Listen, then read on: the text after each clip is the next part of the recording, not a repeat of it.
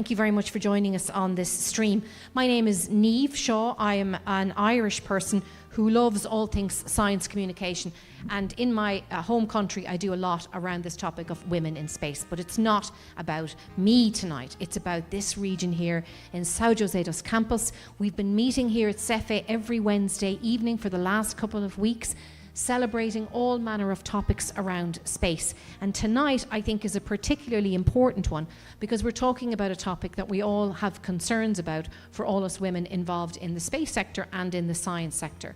So I've been really lucky. I've worked closely with the local organising committee at ITA and INPE and the municipality to put together this panel. And thanks to their guidance, we invited 3 amazing women to join us here tonight. And I'm really excited to introduce you to them. So firstly, over here to my far right and your left is the amazing Dr. Priscilla Fernandez. Hello, how are you, Priscilla? Just turn on your microphone. Thank you very much. Is it work? Yes, it is working, Priscilla. Yes, it's lovely. Thank you, Niamh. I'm very lucky that I personally know Priscilla because she's also a participant on the Space Studies programme. But you work in the bioengineering department at ITA and you're a professor there, and you're very interested in the cross-culture of engineering and biosystems and living, and we'll hear more about your career shortly. Yeah. Can I show the slides? Let me introduce Claudia and Duilia, and then I'm going to get you to tell us more because it's brilliant. Okay. It's brilliant. So thank you very much, Priscilla, for joining us. And then beside her, we have the gorgeous Claudia Vergueiro. Is that right? Messai. That's right. And you have come especially for this. Where have you come from tonight for this? From Germany. From Germany. Wow, there you go. See? Thank you very much for joining us. But you have roots here. You studied aeronautical engineering here at ITA, and you currently work at Siemens. And again, you're going to tell us a little bit more about that as well. So thanks very much for joining us, Claudia. Thank you. And then we have the amazing Professor Duilia de Mello. Where are you calling from tonight, Duilia? So tonight I'm calling from Florida in the United States. Fantastic. And we're going to hear a little bit more about you, Duilia. You've also got a connection here to São José dos Campos. I believe you spent some time working at INPE, and you're an astronomer and writer, and you're a great advocate for women, working now as Vice Provost at the Catholic University in Washington. So you're very welcome also, Duilia. What time is it where you are, by the way, just out of curiosity? We are 1 hour earlier. So it's almost 8 p.m. Almost 8 p.m. A couple of thousand kilometres between us, but there's only an hour apart. I love it. It's great. Okay, all right. So before I'm going to get an opportunity to ask some questions of our panel. You're going to get a chance to ask some questions as well, and you also watching from the live stream. But firstly, I've only just literally skimmed over the careers of these 3 amazing women. So, Priscilla, why don't you tell us a little bit about your career? I forgot to bring up the clicker. No, it's here. Is it here? You have it. Great. Is it you're starting, Claudia? Sorry, yes. Yeah. Claudia, you start. Please tell us a little bit about what you've been up to so far. Okay, so I'll start with some slides.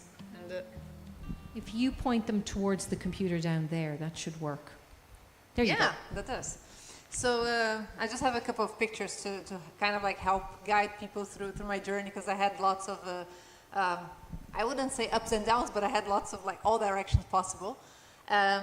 Basically, I have always been a very curious person.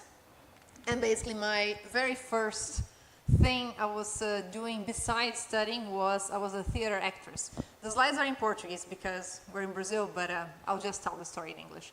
So I was a theater actress from the age of roughly like 11 years old until 17, when I decided that I didn't want to pursue acting. I wanted actually to go to university, and I wanted to study for the entrance exams and so on. And that's what got me to ITA. And then at ITA, we all have to go through military training. And that's how, actually in the very first year, at some point, we had, wait a moment.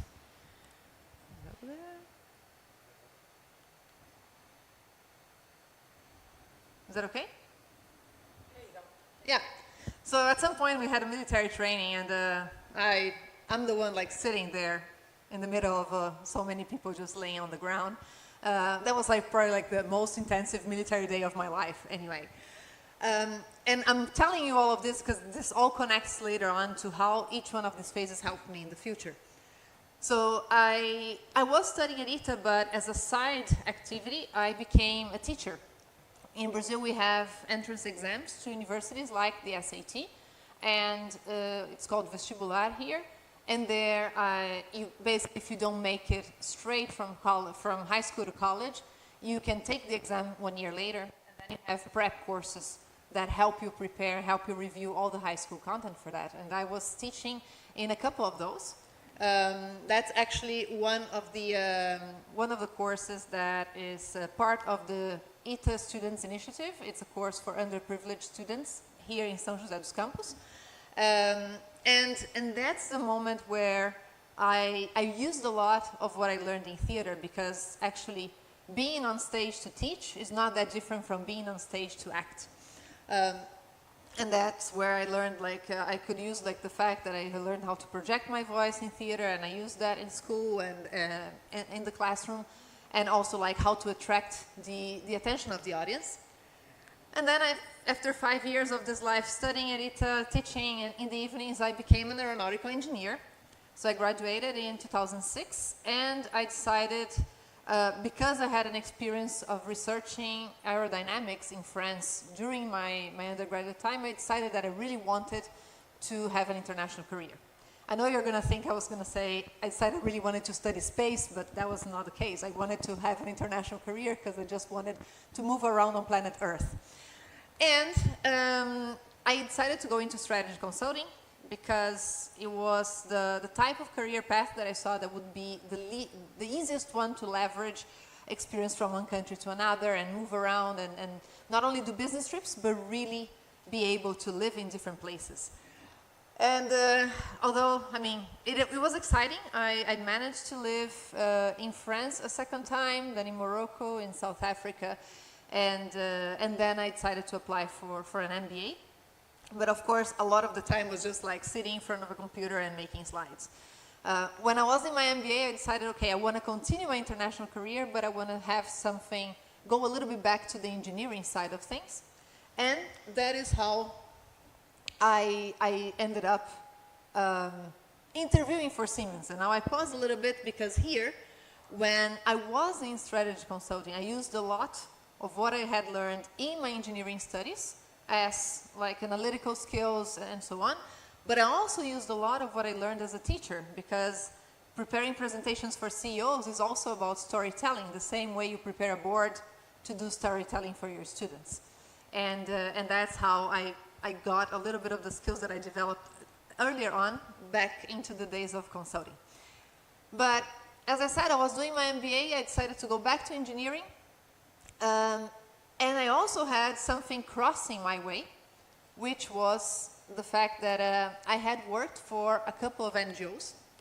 And some of these NGOs had to do with entrepreneurship. So I was on the board of an NGO in Cameroon, for example, that did help single moms to run their businesses. And I also worked briefly at Endeavor. For the people into the startup scene, Endeavor is a startup that helps entrepreneurs in emerging countries. And those two things helped me a lot later on, because I ended up co-founding an edtech startup here in Brazil during the time I was in my studies in the MBA in the US. And that's how so many things come together, right? Because as an entrepreneur, you need the discipline that I kind of learned in the military. You also need a lot of the fundraising abilities that I got from helping the NGOs fundraise. I also got a lot of knowledge from the MBA, from consulting time, from finance, or from making slides, from telling stories, and so on. And I had 2 years with this startup here in São José, and then I had to leave to join Siemens because I had my student loans to pay back as well. The company kept on running, and it's been like basically acquired in the meantime. But the main point is I started a career 10 years ago as a multinational corporate world executive. And I know you don't think it would look like that, but it can look like that, people jumping in the air and having a great time. And I could also go back to my path of having an international career. So since I joined Siemens, I worked in Germany, China, Portugal, Denmark, and Oman. And so that's a little bit about myself. Thank you. That's amazing. It's amazing, isn't it, how everything makes sense as you go on in life. I had a background in theatre as well, and acting, so all the pieces come together. Thanks for giving us context, and we shall continue. So, Priscilla, tell us a little bit about what's got you to this point. And Yeah. And this is me. And I'm very honored, I have to say, to be here. Thank you, Niamh. Thank you, Duilia. Thank you, Claudia. Because it's very, very good to be able to talk about a career, thinking about how this could help others. So this is really an honor, and very happy to be here. This is me. I was born in São Paulo, and I've been living in this part of Brazil most of my life. It's difficult for me, just like, I can't see my things. And I've been living here. I was born in São Paulo, then I studied in Campinas, so I'm mostly not as Claudia, that lived in lots of places. I'm a local. And this is my family. My wonderful husband is here. Thank you, Elias. hello, husband. And we have two beautiful children, Beatriz and Caetano. They're not here, and I'm very fortunate to have them in my life with such a huge support. And professionally, I did a career in biology. I undergraduated in biology sciences in Unicamp, and this picture is very close to my heart. This is our crew, and I'm there very eras ago, and this is the natural products laboratory in Unicamp, where I also did my PhD back there in the 90s. And this is Alba. I would like to show a picture of her, because most of the things that I learned as a professional in academics with large groups and supervising was with Alba. At the time, they were researching about medicinal plants and their effects on bodies as medicine. But I couldn't handle the animal experiments. So she asked me if I could try to make available all the knowledge about medicinal plants they were developing to schools. And then I began my journey working with schools, with rural schools, with people that know traditionally about plants, and how we could develop something to give back to communities. So this is me back in the day. So I graduated, and then I worked with lots of community schools, building school gardens, and researching biology in a perspective of talking with people about plants, about science education. And I got a job. I became a professor at Universidade Federal de São João del Rei in Minas Gerais, in a course of science teacher education, and I've been there. I went there for 14 years of my life. My children were born there in Minas Gerais, and in 2018 I came to ITA, to another experience. So while I was in São João del Rei, my main research topic was about how to teach biology to lots of different careers, and how to teach about biology in all places. So I got this new mission to introduce life sciences in a context of ITA, of undergraduation at ITA, joining the Laboratory of Bioengineering, and doing research in this area, but my most important role was to understand the ITA curriculum and to insert life sciences in this curriculum, I guess. Well, most of the people there, some of the people are here know the history better than I, because they were before. At ITA. So now I'm managing to coordinate the laboratory, the bioengineering lab, and also the minor course in bioengineering. And for ending my time in this presentation, this is the project I love the most, because recently I joined a group that is interested in extend the possibility to women and to girls to know more about science. And so I joined the group of STEM 2D project. Carla, my fellow friend from the project, and these projects have lots of activities with girls, with leaders, future leaders, to leverage, to open up possibilities for women to achieve a career. And so I'm doing the job to make you have contact with this beautiful group. Thank you. Lovely. Thanks very much, Priscilla. That's really interesting. And again, you know, you're bringing a combination of many skills together with that. And working with you in the humanities, you have that ability to mix, like Claudia, you know, the humanities side with science, which I think is probably why we all lean towards this desire to promote women in science and some in space as well. So Duilia as well, then we'd love to hear a little bit more about how you got to where you are in your life now as well. If you could give us a whistle-stop tour of your career so far. Yes, well, thank you very much for this invitation. I wish I could have gone in person, but unfortunately in life sometimes you can't do everything. So I'm glad I am able to join online. And it's really wonderful to hear the experience from Claudia and Priscilla and to share my own experience. So I don't have slides. I just want to tell you in 3 minutes how I became who I am. So I am the product of public higher education in Brazil. I went to Universidade Federal do Rio de Janeiro. I studied astronomy, astronomia na Universidade do Rio de Janeiro.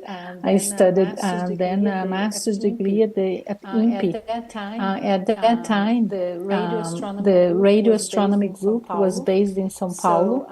So I did not spend too much time in São José dos Campos because we used to live in São Paulo, because that's where the house where we did our research was based at.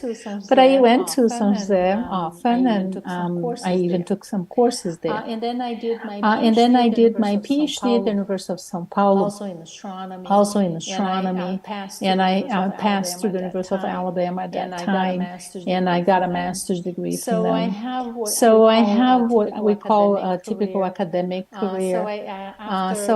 After having all my education, I started doing postdocs. So my first postdoc was really a wonderful experience. I went to Chile. So I decided that I wanted to get to know better the Chilean astronomers and understand why Chile was such an important country for astronomy. I had already been there collecting data for my PhD thesis, but I wanted to really enjoy that. So I went to Chile. I lived in Chile for a couple of years, and then I went back to Rio. That's where I moved. I was not born in Rio, but I grew up in Rio, so I say that I have coração carioca. So my heart is from Rio. And I went back to Rio, and I was a postdoc then at the Observatório Nacional. Observatório Nacional is also a good friend of mine, because I did my iniciação científica at the Observatório Nacional back in the 80s when I was an undergrad at the Universidade Federal do Rio de Janeiro. So I went back to sort of my roots.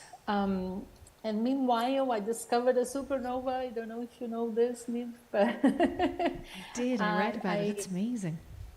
Yeah, so I went back to Chile to collect data when I was a postdoc at em Rio, at the Observatório Nacional. And that's when I saw a star exploding.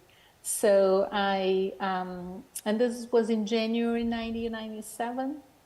And then in April 1997, I came to the United States for another postdoc. The reason I left Brazil at that time was because there were very few opportunities for science, and there were no positions, and it didn't look very good. And I had told my mother, we will talk about that later on, but I had told my mother that I was going to live out of astronomy when I decided to do astronomy. So I was very upset with the fact that Brazil was not investing in science. So I went on to look for jobs elsewhere, and I was hired by the Hubble Space Telescope Science Institute in Baltimore, Maryland. And I came, with 2 luggages, and I never went back to work in Brazil. I did not know I was coming to stay, but you can't predict what life is going to take you on a journey. So in 1997, I moved to the U.S. I did a lot of projects with Hubble, and then at some point, I got married. My husband is from Sweden. He's also an astronomer. His name is Tommy. So Tommy had already a job in Sweden.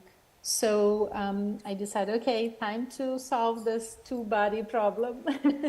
So I moved to Sweden, and I was an assistant professor at Chalmers Technical School, which is a big university in Gothenburg, where Tom is from. But then, life again take me back to the U.S. We decided to be in a neutral country. There's not Brazil, not Sweden, and then there is not that kind of explanation why things are the way they are. So we moved back to the U.S. and we've been here since. This is the year 2003. And this is when I go to NASA Goddard, and I spent 5 years full-time at NASA Goddard working also on Hubble data. And I was then later invited to join the faculty at Catholic University in the physics department. And I did that, and I had more or less of a traditional career then. And I got tenured, and I had a lot of students, and I did a lot of things. And then once I got senior enough, I was promoted to be full professor in physics, and I was the first woman to ever be promoted to full professor in physics in the history of Catholic University, which for me was like a bit of a shock when I realized that. Catholic University was founded in 1887, so wow. So it's really a bit of a shock. And that's when I decided to go into leadership, and we're going to talk more about that later on, but that's why I'm Vice Provost, Vice-Reitora da Universidade Católica de Washington. A Universidade Católica de Washington é uma PUC. Wow. And I thought we were going to be speaking Portuguese, but then everybody's speaking English, so I will mix Portuguese with English because I miss speaking Portuguese. Oh, I'm sorry. Thank you. Thanks, Tuilia. Wow, that's incredible, how far the 3 of you have come. Will you just push that on to the next slide so we have our holding slide so people can remember who we all are. Thanks very much, Priscilla. So the thing is, what I find really interesting from all of you is, to us observing, it seems like this straight line. There's this confidence, there's this self-belief every step of the way, but it's never like that. And so I'll start with you, Claudia. Like, who was the person that kind of gave you that confidence around science, that belief that yes, I can be curious. That's the easiest thing in the world. Who nurtured that in you, would you say? Yeah, so I think, very much on science orientation. My dad is an engineer, and obviously when I was a child, I'm an only child. We are like middle class family, and then we had to do repairs at home. We had to install new outlets. We had to get an earth connection somewhere to make it safer. My father really worries about safety, and so he was always like, I'm also quite tiny, right? So it's he was always like, oh, Claudia, you have to go on the roof and you have to like get this wire there and you pull the wire here and so on. So I grew up like really doing lots of like electrical works at home on the weekends, and I think that definitely like inspired me somehow. And also my mom is a teacher as studies, but she's like a language teacher. But nevertheless, I mean, in Brazil we had, every time we had as I was growing up in the 90s, in the newsstands, kiosks and so on, we had, besides newspapers being sold, we always had this science kits, or later on when there were CD-ROMs as well, but like we had a lot of like collections, encyclopedias that you would buy like on a weekly basis and then you would mount and so on. And my mom would always like buy me stuff like this, like how things work type of kits, and that definitely like helped to fuel that. And I guess somehow in school I think like that just got me very interested in science and math. And somehow I had mostly female math teachers that I was really, really fond of. Like I really admire them and I wanted to be like them, and I thought like they had such a sweeter voice, a better way of explaining things and so on. So I think like it made math a very pleasant thing for me. And then later on when we had physics as well and so. Amazing, isn't it? You know, all those little messages that make you feel that it's perfectly normal to be curious, you know, and it's something that comes up, it's come up in some of our previous talks that, you know, we kind of assume everybody has those opportunities, but it really does form you. And then what about you, Priscilla? Is that similar or different? I think it's a bit different. I got into science through vacations, actually. Vacations, Because my parents were so fond of camping, and since my very, very young age, I was always out there in some very pristine places. And we used to go to a very specific place in the south of Santa Catarina that was basically a fisherman's village. And very soon I got to know the names of the fishes, the names of the bugs around the camping area, and also the plants we used to know. And I knew them by the popular names, the names that the people called. And when I got back to school, they would teach us about mollusca, about like the names, the scientific names of things, but I was already knowing about all this diversity. So for me, it became very natural to know about science and to know that science was actually other names for the things that I already experienced. So I guess I became a biologist very, very soon, but I just didn't know about this. Yeah. What age was that around? Like, was it? Well, I learned to walk on those camping areas. So we went there like since babies, and we kept campings to my adolescence years. And now we camp with our children also. That's amazing. It's where all those signals come from, and again from your parents. And then what about you, Duilia? What would you attribute that passion that you have for curiosity from? So I loved going to school. So you know, my house, our family, we were 4 kids. I'm the youngest. And it was never very peaceful. You know, my father was an alcoholic, so it was hard. And I decided that school was a safe ground, so I loved school. And I loved my teachers, and I was always friends with my teachers. And I had a fantastic science teacher in a very early age when I was like 11, 12. And he did spark all this curiosity on all of us. And I really asked a lot of questions. I wanted to know why we are here. Why is this universe the way it is? I watched a lot of TV since we didn't have a lot of money to do much. So TV was the entertainment of the house, and a lot of science fiction. So I was a big fan of Star Wars and Star Trek and all that. much later on, when I was already at university, I was a big fan of Carl Sagan and all the things that he did to popularize science. So I've always been interested in that kind of activities. I think I particularly remember an episode when I was about 11 that I started learning the cycle of the butterflies.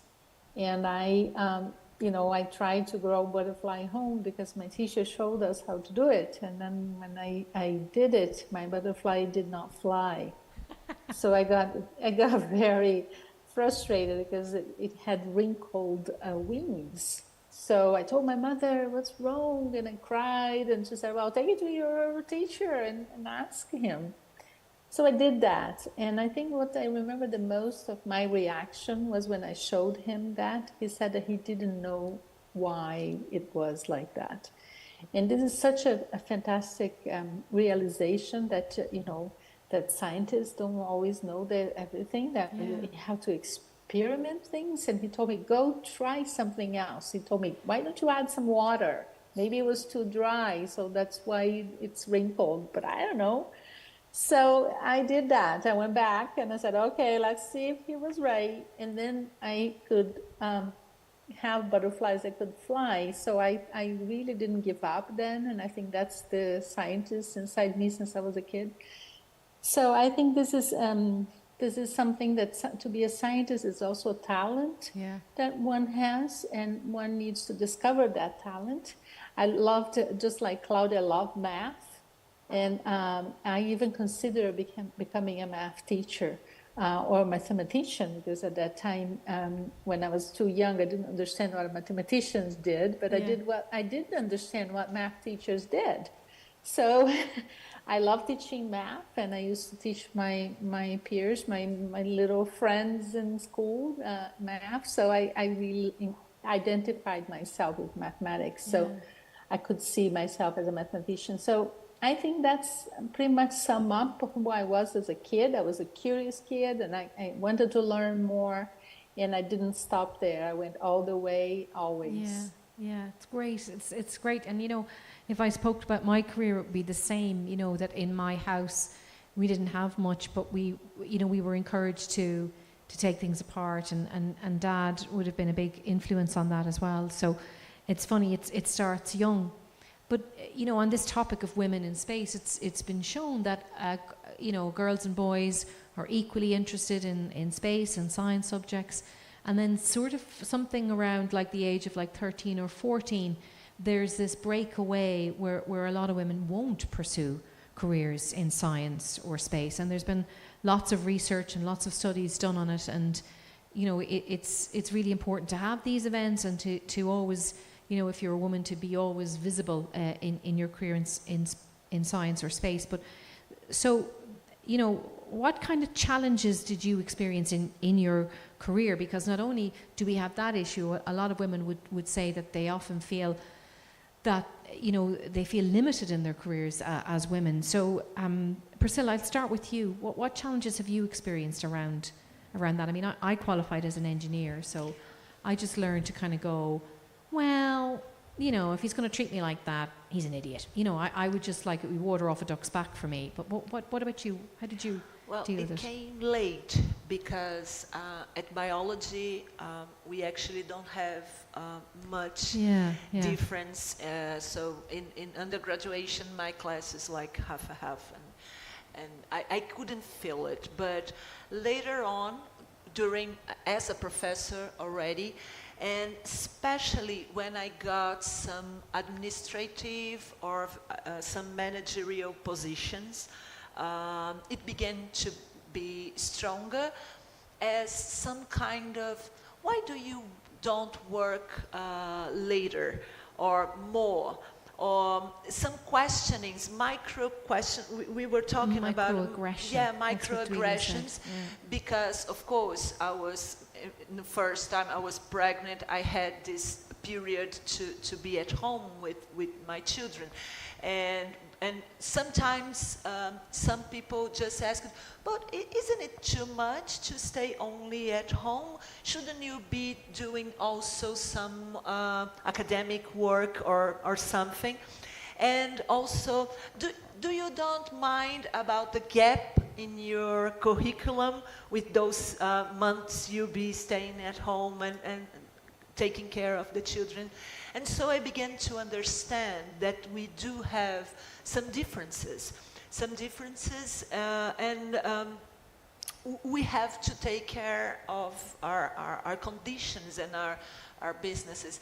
And later I had to guarantee sometimes, this is the pressure, that other women could be in my laboratories or when I ran, that they could be in a safe place. And then I began to advocate more of a safe place to women to work, to develop their career as scientists, and for everybody, girls and boys, that they could develop whatever they want to do. And it's not even, I think it's just a lack of awareness around what we're kind of our unconscious bias, really, and that's the thing that we're trying to shift, isn't it? What about you, Claudia? What have you experienced then? You've been out there and you've been all over the world and you've had many different experiences. What have you garnered?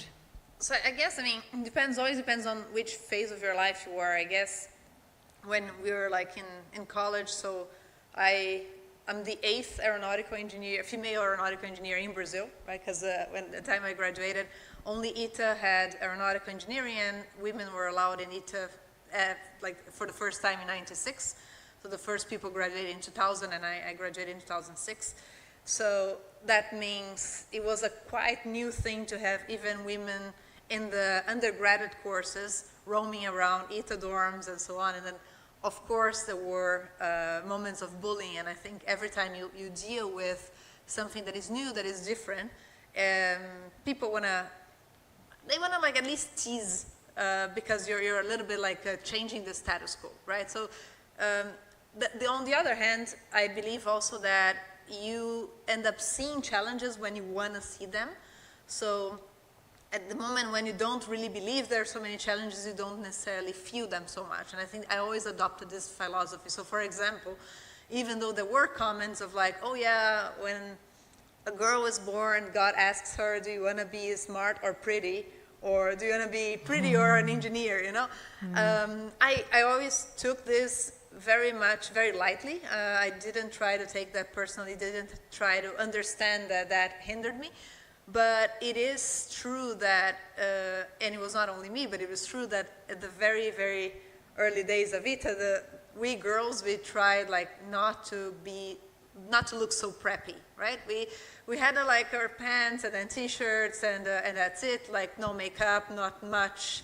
I think like we just try to blend in, and if you look into even women in their careers in the early 2000s, it was very normal to like, I mean, if the women I would look up to, the few ones in consulting, for example, they would like take very like short haircuts, and they would dress like always with pants and so on, which is a type of way of like trying to look a little bit more like a man, because it is a little bit easier to be accepted, or it used to be at least much easier to be accepted in male-dominated environments when you wouldn't necessarily behave in such female way.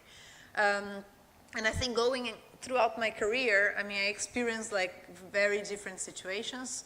I think like the places I worked where it was the easiest to be a woman was China and probably Denmark. Denmark, just because the society is very much oriented towards having children, and it's not only necessarily a woman thing, it's a very equalitarian society, and also there's a lot of support from the government. There's like lots of like if you look at, like, say, kindergarten times, like they're open until late, or you can leave your kids with a person, and that is paid by the government as well, and so you can have a lot of flexibility as a woman or as a man as well. And Danish people, they really tend to split the tasks very much, or a lot more at least, even than Germans, when it comes to raising children. And China, mostly because, like in communism, like they see everyone as equal. So there's no rich, there is no poor, and so much necessarily, although China is a little bit different in that. But at least the difference between men and women is not so marked. So you see a lot of women in top leadership positions in China, and then I think it just becomes a lot easier for you to feel accepted as a woman. But I definitely feel, at least when I was in my early 30s, I did get questions in interviews, even though it is not necessarily legal in many places, but I did get questions as of, where do you see yourself in 5 years? And I would answer based on a career path, like, yeah, I want to be leading this or that. And it would be like, okay, yeah, but what about your personal life? Or even more recently, as I'm pregnant, I got a job offer that after I received the offer and I shared I was pregnant, then I got the job offer withdrawn from me, which I think... It was withdrawn when they found out you were pregnant? Yes, because it was, nevertheless, it was a very intense project and I would have to travel a lot. Which, by the way, I'm doing anyway. But exactly. But I think like those are challenges that exist, and I talk about them because I think at least we need to talk about them. But on the other hand, I think we're still a long way to go to change that. Yeah, it's true. I think you're right. I think you have to keep talking about it because sometimes people are just unaware of what's happening. I know for me, when I studied engineering, I just...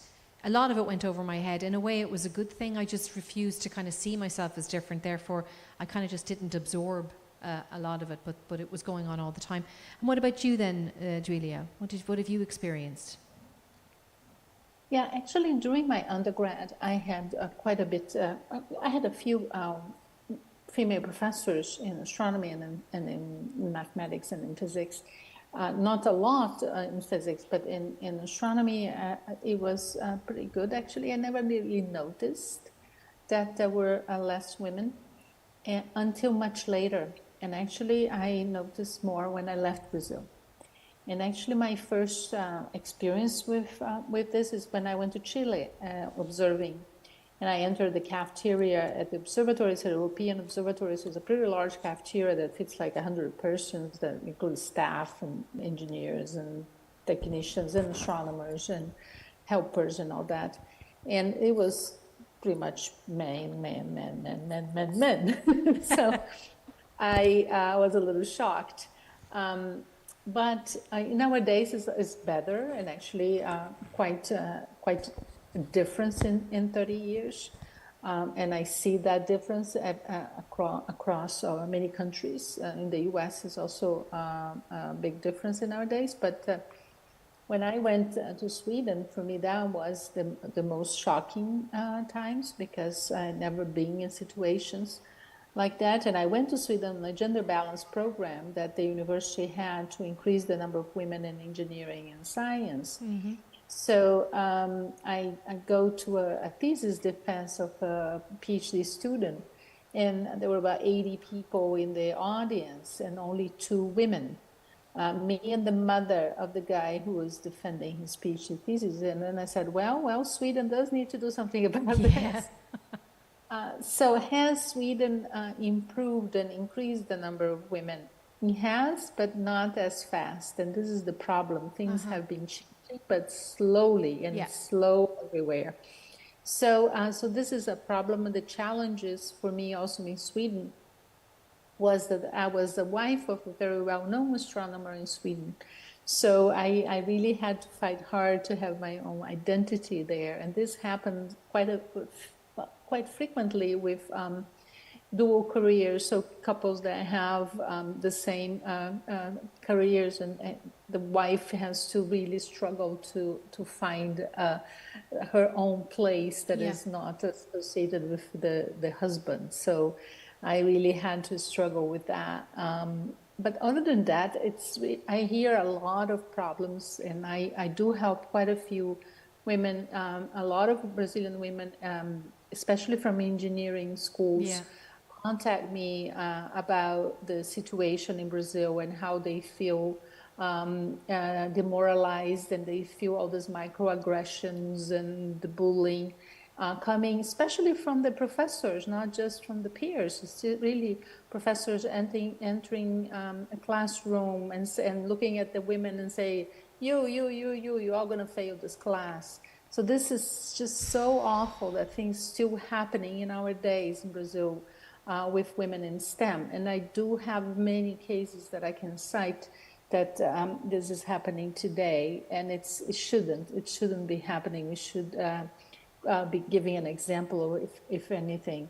So it is always a question of us being resilient, and also finding women. I tell when the young students come to me to tell me these stories, I tell them that they have to find women that sympathize with this situation, because not all women are sensitive to this either. Yeah.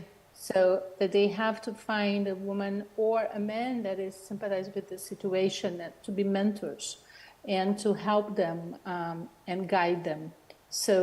But it is a big challenge in STEM, and certain fields much worse than others. Physics is probably the worst. Yeah, absolutely, and in different sectors as well of those disciplines, whether it's academia versus like industry or government organisations. And so we're coming to the last question. If you have any questions, have a think, because and similarly online. So I'm going to stay with you, Duilia, kind of expanding on that. So then, what do you think we need to do to make lasting, effective change? Because we've all experienced it in some bit or another. Some of it's accepted, some of it's not.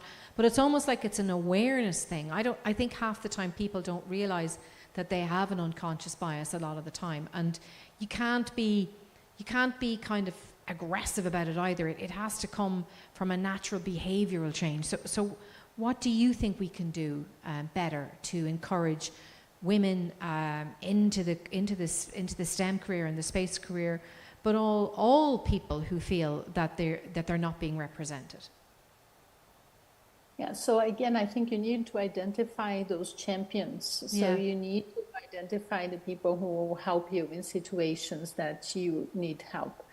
And I also want to bring up, especially for women, that sorority is really important. So we need to give each other a hand. We need to help each other. We need to actually lift each other and really be there for each other. How we do that? We do that by having students who are female and always trying to guide them and tell them that you are a supervisor, but you're also a friend, and you have the experience to help them. And also your peers, tell them that they can count on you if they need help. Yeah. And one thing we need to do more, we need to nominate more women to awards, more women to positions of leadership, and not be scared of positions of leadership. We will never change the situation if we don't lead. Yeah. Women and minorities in general, they should not be shy about leading. Leading is how we change things. So I'm a truly believer of that you can't be what you can't see. So you got to see the woman there. You got to see the minority there in order to be able to feel empowered to do that. So I think that's how you do it. And I truly believe that next time when we land on the moon, and a woman and a person of color walk on the moon, it will be a change of paradigm. I really think this is going to have a huge impact in empowering women and minorities in STEM. Yeah, I agree with you. I think maybe something that big will make a massive change. It's amazing we haven't had a women's set of footprints on the moon yet, but Artemis 2 or Artemis 3 when it eventually happens. Thanks, Duilia. And the same to you then, Priscilla, like on the ground from your sector, what do you think will make lasting, effective change? What ideas do you have or have you seen working really well? Yeah, well, I love what Duilia just brought about sorority, and this is quite important. It's what I think I feel supported by an enormous group of women at ITA and wherever I've been.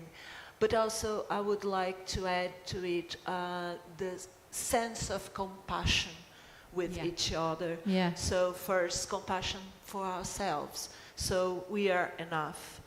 We don't have to be even better than anyone else. We just have to give what we have and be there and be strong and do it, even if we don't feel that we are the best. We Yeah. don't need to be the best to be out there. So this compassion and knowing that everybody is doing what they want to do, and so we can support each other in this sense of compassion and friendship and being Yeah. together. Yeah, I agree with you. Think about being the best. I think women in general tend to wait. You know, there's that thing about, you know, applying for a job and all the criteria, and a woman will go through if there's 10 points. If they don't have 2 of them, they go, oh well, I can't apply for that. But that's a mentality. Or if somebody, you know, I sometimes get asked to give interviews on the radio, and I had to stop doing this. They would go, oh, can we get a quote from you for whatever, you know? And I go, no, like I'm not, you know, I wouldn't be the best qualified to answer that question. And they would just, and I stopped doing that. I just said, okay, right, well, you know, I can give you my opinion. There's more qualified people than me, and there's less qualified, but you've asked me, so. And I've learned to just stop apologising for that. But I do agree with you. I think we do that. And Claudia, then, what about you? What do you think we can do to make lasting, effective behavioural change? What can we do better? So I echo what Julia said about role models, like the thing that you cannot be what you cannot see. I think that helps a lot. And, I mean, of course, we had women who were pioneers in their fields, so they didn't need, but definitely I think it helps. And that is also why in my previous role, when I was leading the operations of Siemens in Oman as their CEO, I took the job and I was like, we'll just work a lot just to make sure that there's not going to be a person that's going to say that it didn't work out because I'm a woman, right? I'm going to make sure it works out, no matter what I have to do. And and that's why I went like totally full in the job, because I just wanted to have zero risk that it wouldn't work, because I was very, very certain that if it didn't work, the first reason would be because she's the first CEO in the Middle East of Siemens, and therefore we prove we cannot have a women CEO. On the other hand, I also believe, like looking more on the long term, I think that the only way to change the situation is to raise our kids, both girls and boys, in a way that makes everything a little bit more natural and more acceptable to have women in all sorts of fields in society. So, I mean, many people talk about like how you raise your girls, that you have to encourage them, that you cannot like protect them so much, and that you should be like really fostering them to be engaged in math even beyond the age of 14, that you shouldn't cut their interest, and so on. And I think that is a very valid point, but I also believe that raising boys, it's also like part of the problem as well, because as soon as you're raising boys in which like at home they only see the mom doing house tasks, the house chores, or if they see this inequality in the couple, then they're definitely going to have this impression, they're going to act like that in the future. I mean, recently there was a survey in Germany, and like I'm talking about a couple of months ago, and it was about like whether it was acceptable to use physical force against a woman, and the majority of German men thought it was okay. Yes. So, and that's clearly because you have a problem in society, and you probably have kids even seeing that happening, and they grow up thinking that is normal. And I mean, of course, if you see that happening, why wouldn't you change your mind? Why would you change your mind when you become an adult, right? So I really believe it's a matter of changing the behavior inside our homes, because the task of educating doesn't belong only in schools, actually, because it belongs a lot more at home with the parents. Yeah, that's so true, Claudia. I agree with you. I think in my home, I think what saved me when I did engineering was we were treated the same. So I just didn't own it when I went into college, because I was allowed, you know, take a plug apart as much as my brother John. There was no distinction made. And I think it really informed me not to ever question that I wasn't capable as a woman. And a bit like you, Priscilla, I think it kind of, my awareness kind of grew as I got older, and particularly when I was in the academic system. For the first time ever, I was like, sorry, what? Because I'm a woman? You know, like it was like, it didn't even make sense. But then you start to really take it in. But I think you've raised some really interesting points, all three of you. And yeah, Claudia, I mean, if it begins in neutral in the home, it kind of sets the tone. And then also, you know, for the boys as well to build awareness around what they're saying and doing, and to think about that. That's very, very smart, and sorority and promoting women. You also mentioned something about medals as well, and when we had a conversation, and I really liked what you were saying about it. You found when you were in your process that getting medals, getting honours, getting awards. Can you tell us a little bit about that? Yeah, I can. So actually, like when it comes like to I believe like building self-confidence is also part of the process. And I think that has a lot to do with self-awareness, right? Because self-confidence is something very, very individual. It's very, it's something like that for each person. There is a different way of building that self-confidence. In my case, very early on, I got engaged in physics Olympiads and math Olympiads, and also swimming. And it turns out many people think I'm a competitive person somehow, but for sure I like to win medals. And I had my medals on my wall, and I still carry them around with me all over the world. It's all right. So for me, it was about like winning prizes, and that was a way of like overcoming whenever I had bullying, because I'm like very slightly mixed race, and because I'm a woman, whatever the reason was, I would think of those medals to like not let people get me down. And that when also like when I was an entrepreneur, we spent like a good amount of time like going into business plan competitions, because that is also a matter of I also realized that motivated a lot of our team to come back home and say like, oh, we were the company winning the award, and that would make them believe that we were on the right track. Because when you're doing entrepreneurship, you never really know what should be right or wrong. You just have to keep surviving each day. But nevertheless, you have to pass this message that we are on the right track, or someone thinks we are on the right track, so let's keep up our self-confidence. And to me, that was one of the ways. Yeah, really good. Okay, we've time for questions. Does me- anyone have any? Oh, yes, Duilia, yeah, please. Can I just add on the awards and medals? So we women need to nominate women for medal awards, and pay attention if you are invited to be in committees and you turn down that committee appointment because you were too busy. Nominate another woman to really be smart. on that committee. Yeah. Don't say just that you can't be on the committee because you're traveling or something. Have another woman replace you. Always think about that. That's a really good idea indeed. Don't let that opportunity pass, and let one of your co-workers or another woman that you feel is just as competent to take that. Has anybody here in the room got any questions? We have Nyambura, and she has the microphone. And then also online, I don't know who's checking if we have any online questions, but we've a hand here in the second row. We've 2 questions. Oh my gosh, this is a competition for the microphone. Who's going to win? And if you give us your name as well, so Duilia can hear you. Of course, yeah. Thank you very much for sharing your experiences. I'm Becky from the UK. I'm on the Space Studies programme with Priscilla and my fellow participants who are also here. So Claudia, something you mentioned at the very beginning resonated with me when you were talking about acting being like lecturing. So I used to lecture for the military, and a few years ago I was having a confidence crisis, and I was suffering with imposter syndrome. And my father, who also lectured, actually said to me, it's just like acting.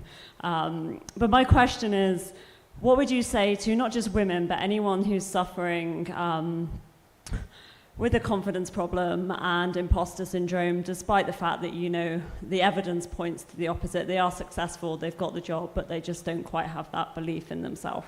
That's a great question. Claudia, do you want to start? And maybe Priscilla and Duilia might get you to answer as well.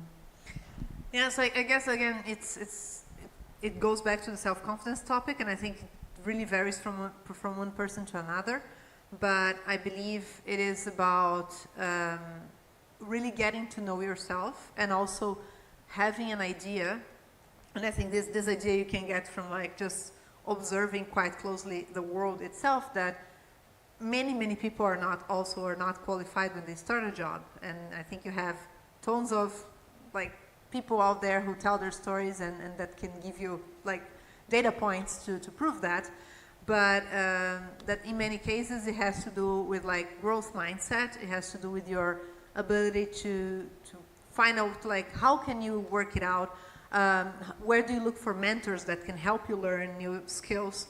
So it's about like being open to learning, finding the right people who are going to support you, and somehow the part of like enough determination so that you can keep on doing this, because any moment of growth hurts, and you have to go through this process.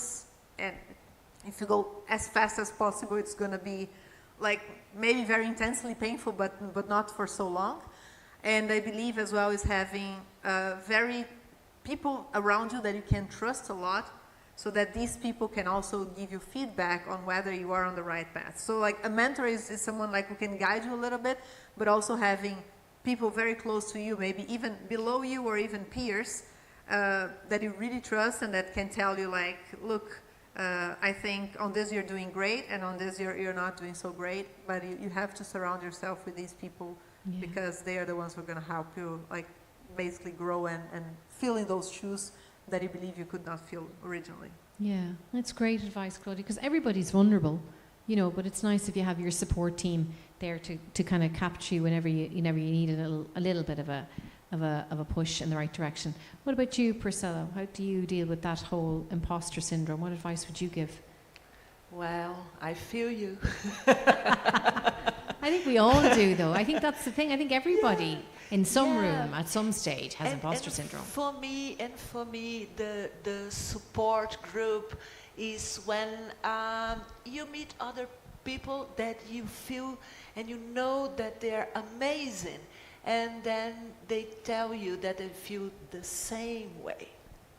So for me, it was only with these findings that no matter how amazing people are, somewhere they will feel a bit scared, and it's okay to be scared. And to have the courage to go, even being frightened. I'm talking about being here. Yeah, exactly. It's okay. And well, this is all about having the right people around you, I guess, and to have the confidence to show your weakness. And this is for me as being over and overly reinforced. So I tell you that I'm frightened, I'm weak, I am not sure, and then people open and help you out to pass through those difficult times. Yeah, very well said. Duilia, have you anything to add? I do. I think one has to make sure that it's not mental health, right? So, and this is something we can't deny. Mental health is low across the planet in nowadays. So one has to understand that sometimes you need psychoanalysis, sometimes you need psychiatrists, sometimes it is clinical, but sometimes your support group is enough. So you're going to have to understand in which level you are on that syndrome that you're talking, the imposter syndrome, or this insecurity that you have on your job, or even I think the worst period in most of scientists is when you're in grad school. Yeah. So grad school is tough. Grad school is really takes your energy, really takes your mental health low. So I think it's really important that to identify if you need professional help, or if you are in the stage that you need your peers. And you can always find me. Yeah. I'm always there. You can always go and look for me on the internet, and I will chat with you if you want. And it's like that, giving a hand to the ones who need. That's lovely. Thanks, Duilia. Thanks very much.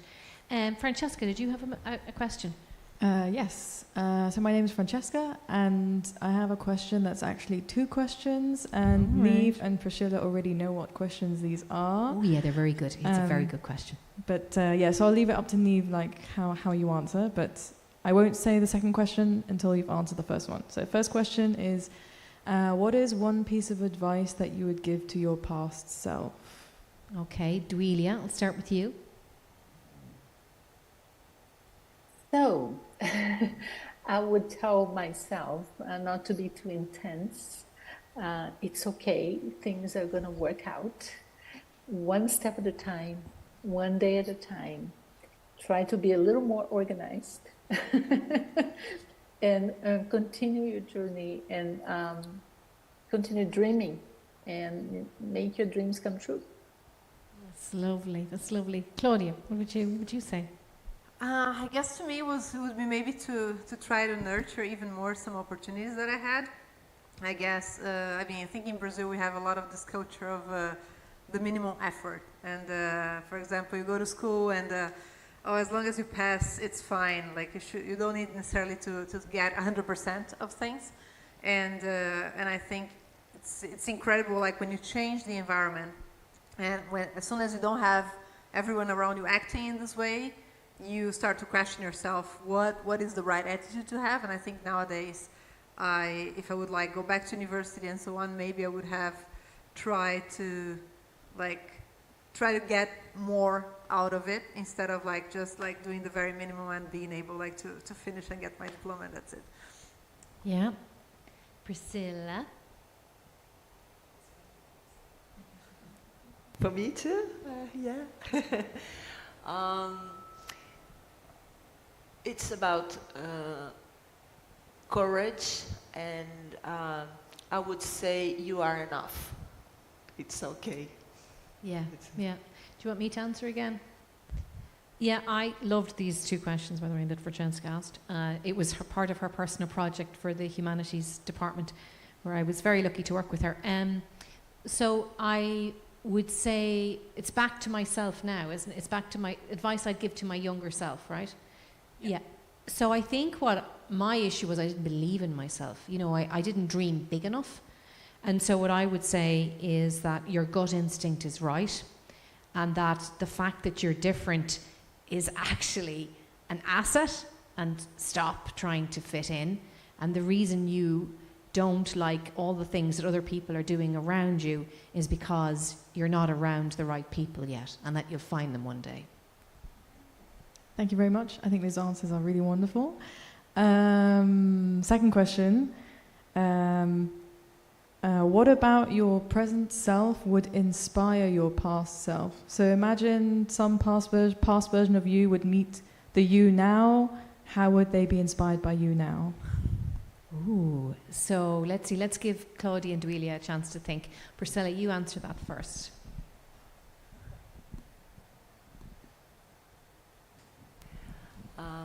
It's about wisdom, and I think I grew in wisdom, so this is something that I think I would love to foster, and this is it. And it's not knowledge, I have to point out, because I don't know if in English it's that different, but in Portuguese it's more about sabedoria than conhecimento. Então, Yeah. yeah, Okay. that's it. What's it again? My present wisdom self. and knowledge. Wisdom and knowledge. Knowledge is conhecimento. and Repeat it wisdom again, is- Francesca Nyamber. It's So what about your present self would inspire your past self? You have to kind of imagine these two different people Yeah. meeting at one point in time. well, I mean, you know, when I was a kid, I loved space. Like you, Duilia, massive Star Wars fan, and you know the moon landings. Dad worked in an American factory, so I thought he went to the moon. I don't know. I don't even ask. It makes sense to me. Made sense to a 4-year-old. But I think what I would say to myself is, you know, if I walked into my school now and my 7-year-old self met me, I think I would inspire myself to do what I do now. I had to work very hard to get there, which was about 10 years ago, but I'm really proud now that I'm on the track of what I wanted to do. So I think I think I would inspire myself. That sounds so egotistical. I'm sorry. Duilia, what would you say? Oh, I think so too. I think the little Duilia would love to meet the big Duilia. Yeah. And actually, when I go to schools to talk to children, and I do that quite often, I try to look for the Duilias in the audience and see their eyes shining and bright and curious. So I do think that I would inspire myself. I have, it wasn't an easy path. It was a hard path. But then it's also inspirational, right? Things that are easy are not good. I mean, we want to work hard to get things, right? So it's really, I would be proud of myself, I think, if as a kid. Yeah, lovely, Duilia. And then Claudia? I think for me, it's probably like the amount of times I reinvented myself. Some of them, like moving from engineering to consulting to corporate, I think it was a little bit planned, but also like the fact that somehow an accident happened and I had an entrepreneurial time in my life, which was totally not planned, and also like moving countries and kind of like rebuilding a circle of friends and a life and routines and so on. Yeah. I think that is one of the aspects, and I think secondarily, or even like, I don't want to put order there, but also being able to find a guy who was crazy enough to say, oh yeah, I stick to you, let's go to Oman, and now let's go to Germany, and so on. That's lovely. Yeah, that's really lovely. That's lovely. I'm conscious of time. Do we have any more questions? Do we have any from online, Milton? Yeah, can you take the mic there? So Milton, there's a few questions coming in from our live stream.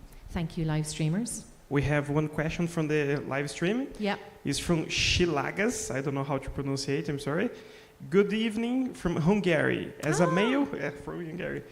As a male astronomer / science communicator, how can we help more than just change our personal perception? So how can we help to change social perception of women's part in STEM? So that's a big question. Thank you very much for tuning in from Hungary. So how, it's a big question. How can we change the perception of women in STEM? Duilia, you're an astronomer, so you can start and then we'll all have a think. Yeah, well, I think it's, we are doing this in the United States. The American Astronomical Society has changed it. The society, we have a lot more women, and it's by having some policies that protect women and women's safety, and the society itself is not just women, it's mostly men. So being there for the women when they need, and also promoting the women. So that thing that we were talking about, you know, giving awards to women, putting women in leadership. Always think of, don't think that you have 30% is a good number. 30% of women is not a good number. The society is 50%. So always think about that, and always try to bring that up when somebody denies it. Yeah, yeah. Claudia or Priscilla, have you anything to add? I think I echo that. I think it's all about, first of all, portraying women that can serve as role models, and then secondly, like giving chances for more women to take on like roles, be them in leadership or not leadership, but just like take on roles from pursuing studies in STEM, and then I think this just we can solve with quotas. I'm a big believer in quotas as a change agent, not necessarily as an instrument to sustain over the long run, but at least to change. And then once you start filling up a pipeline, let's say, you're always going to have qualified women to whom you can give opportunities to. Yeah, Priscilla? Pretty much the, Pretty much, the yeah. same, yeah, being out there and talking about the topics and having models and, Yeah. and people on the spot. It's important, so we have plenty of diversity out there to know, to represent actually what we are as humans. Yeah, I think it just takes time, you know, like for massive behavioral change, it's going to take 10, 20 years, and we're some ways into that. So hopefully, you know, this current generation, you know, maybe your new baby's generation, maybe they'll see it differently, you know, by the time to get to where you are in life, you know. I want to ask one. Is there any more questions? Yeah, oh, there there's is. one. Yes, Monica. Hi, Monica from INPE. Thank you so much for all your experience shared with us. So my question is, I have been observing the way that women act. It's quite different from the way that men do things. So when we think about promote women in STEM, I think that's not only about to have women working in STEM, but also to have women changing the world through the STEM, as in many other areas, also through the STEM. So I want to ask you if you have this perception that the difference of the way that women act compared to the men, what you feel about that. So because sometimes when we are like the society maybe expect us to behave like the men do. Yeah. You see? Yeah. But maybe our role, our destiny is to do it differently. You see? So I want to know more about you. What do you think about that? It's a great question. Duilia. Great question, Monica. Yeah. So I have an answer. Yeah, please jump in. I get this question quite often. So yes, women do things different than men, and it's okay to do different. It's even better that we do it different. Yeah, of It course. would be really, really boring if everybody had the same approach to solve problems. And I truly believe that a lot of problems we have in our days have to do with the fact that we are not counting the entire spectrum of people in solving problems. It's only the white men that are doing it. So we need to have women part of the solution of problems. So there's so many challenges now with climate change. There's so many challenges that need to be addressed. And women will have and must have an important role in solving problems. We do solve problems differently, and it's good that we do that. So that's why we need more women in STEM. It's not because of anything else. We need more women in STEM because we need to solve problems, and you know, that's what we do. So let's, I think it's completely fine to have this realization, like Monica said. Do everybody understand that women solve problems differently? Yes, we do, and it's a good thing. I agree with you more. They say innovation happens best when you have a room full of people who are all from different practices. So yes, lean into the fact that we see things differently. I have to tell you about the project that I'm involved in. I'm off to the Antarctic in November with an Australian initiative called Homeward Bound Projects. And what they do is they recruit 100 women every year from STEM to help them become better leaders, but also to take the stand around the topic of climate change and to embrace the fact that we're women and that we think differently and to lean into that. So that's a great question. Have you anything else to add to that? I mean, I think I just want to compliment William's point with the fact that I do agree that diversity helps a lot to find better solutions. The point is that at the end of the day, it also creates a lot more work, right? Because let's assume you have a very homogeneous group, and this group comes to the solution, which has to be changed later on anyway, because it's not the best solution, but it comes to a solution super quickly, right? And then they try to implement, and then they have a problem, then they have to reconvene and see what went wrong, and then think about, okay, what should actually be a better solution, and then you go through this loop a few times until you get to that solution. When you have a more diverse group, and that like not necessarily only on gender, but any type of diversity, right? Age and like cultural background and so on and so on, you have like a lot more discussion to come to this a solution. And maybe, or like there's even a little bit of likelihood that this solution you get to, it's going to be the final or very, very close to the final, at least much closer than the homogeneous group got to. But the amount of time it's going to take to get there, it's going to be tremendously more. Yeah. And I think that's what many people don't want to deal with. They like to go through maybe more loops because that's what they're used to, but each time you're going like much faster. You get to an agreement much faster. And when you think about diversity, I feel that many times because many times I am the only woman in the meeting, or the youngest person in the meeting, or the only foreigner in a meeting, or all three of them together. And when I raise my hands, people already look at like, oh my God, there she comes. And then I come with my point, and people are like, what do you mean? And then I try to like explain a little bit more, and people are like, yeah, okay, it's a valid point, but we don't have time for this now. And that is exactly the point, is having time for that. And I think, especially when you are in environments where people want to be efficient, they want to get to the solution quickly and start implementing and let's go, you have a problem with diversity because you simply need a lot more time to get to an agreement when you have a diverse group. It's great, and it's going to be a more representative, it's going to be a better, more balanced conclusion because it's going to represent way more voices than one voice.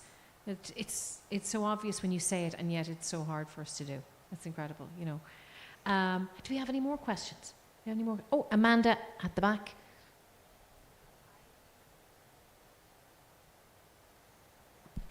Hi, thank you for all this lecture. I'd like to know about kids, girls. Yes, if you know how girls correspond to projects that are usually done by boys, if they work well together, if nowadays we have equal numbers of girls working on projects as boys, because, example, robotics, yes, is mainly dominated by boys at schools. And how is it doing with girls? Do you think nowadays they are matching? Well, I'm not an educator, so I don't know if any of us. Priscilla, would you have any with your? Yes, I can talk about the project Women in STEM. Maybe I'm not the most here in this room to talk about it, but in our project, what we are making some efforts is to put those kits of robotics and coding and rocket make and stuff like this to everybody in a colorful way, in a way that is very appealing. And we make an active effort to call everybody to come and play and to build those toys, actually, science toys, if we could call it. And when we do an active effort to call those girls into the place, especially on the park, we do it once a month in Vicentina Aranha, everybody have lots of fun with it. It's not gender differences. There are not gender or race or ethnicity or nothing. We have sometimes the grandparents with grandchildren playing together, building rockets, coding, and doing mathematics games on the park on Sunday mornings. And it's very good to see this because we start to believe that there's not such a thing as boys like those, girls like those. Those are built by our wrong ways as a society. If we stop to tag people like you have to do this, you have to do that, if we stop with it, we will have more diversity in every place. And that's what I believe. Yeah, absolutely. Thanks, Priscilla. I think we're slightly over time, so thank you very much for bearing with us. I have one very quick question to ask you, and then I'm going to just wrap up with some thanks. Who is your female role model? Who from history or I have one, I have many, but who is your female role model? Which scientist inspired you or inspires you? Duilia, do you have something off the top of your head? Because you smiled when I asked you that question. I have a feeling you know the answer. I have so many. It's I have always two. hard. Pick one. Pick one. Yeah. Oh, I like Vera Rubin, and actually I just wrote on my Instagram about her. So Vera Rubin was an astronomer, and she died just a few years ago. And she's the one that discovered dark matter, and she was really a fantastic scientist. So she's one of my role models. I also like Lisa Meitner, and I can give you a list of women that. I invite everybody to go to my Instagram. It's Duilia de Mello. Every Friday, I post a woman that inspires me. Lovely. That's a great idea. Every Friday. Duilia's Instagram. Claudia or Priscilla, are you inspired by any particular role model from past or present? So I think for me, unfortunately I don't know the name, I just know the story. But That's when okay. it comes to science, because I'm trying to narrow it down, but it was there was a woman that was involved in, and Duilia probably knows the name, in the Apollo 13 mission, who was kind of like... The coder, exactly. What was her name? The lady with the big pile of... Yeah. Yeah. I can't remember her name. Oh, it's Hamilton. It's Hamilton. We have here on the Hamilton. t-shirt. We have it. Hamilton, yes. That's her. So actually, I was looking at her T-shirt. a shirt with all the women's name on it. It's amazing. I love that shirt. Me too. Yeah. So Hamilton. So Hamilton. And what She about was you? not Hamilton was not just Apollo 13. She was the entire Apollo missions. Yeah. So you have Marie Curie, Ada Lovelace, and now Miss Hamilton, and you on top of it. Are they any of your inspiring role models, Priscilla, or do you have another one to throw in? Yeah, another one. The first I got to know, actually, it was Hypatia. Very antique history. Yeah. And the thing I like most, the history, of course, is not the end of it, because it was very a tragedy, but about curating documents, organizing the knowledge, and being the only woman there, and being responsible for this huge amount of knowledge that unfortunately we lost forever. And it inspires me a lot, like this kind of almost a witch or something. Yeah. These women are amazing, aren't they? You know, because they really blazed a trail at a time. You know, we live in a completely different era when, yes, there are issues, but it's nothing like the issues they overcame. They're incredible women, and there's so many of them. Okay, I think, you know, we better come to a close. I think we could continue this conversation a great deal. Before I thank my panelists, I just want to, you know, there's a lot of people who put this together from lots of different groups of people. You know, from the starts of the conversations back in December, I want to personally thank Solange and Marie-Angela and Priscilla as well. We formed a little tag team very early on in the day from ITA. And then from INPE, Monica, thank you very much, and Marcia, who also helped with the publicity.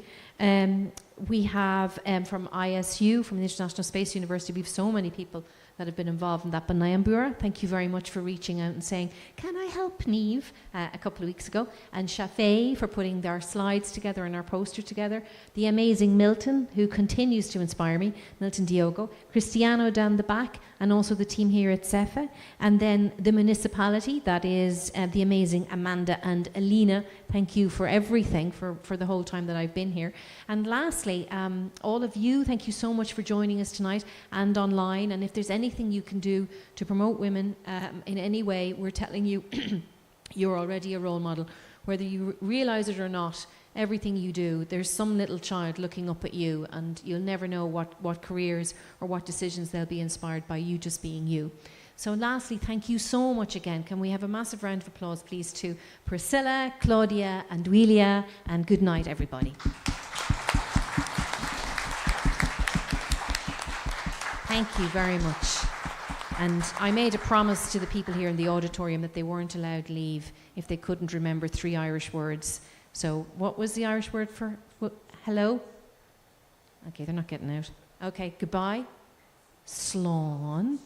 And yes, Slán Cha, very good. Okay, Monica gets out, that's it. Monica's the only one that's leaving. All right, bye live stream. Goodbye, everybody. Good night. Bye, everybody.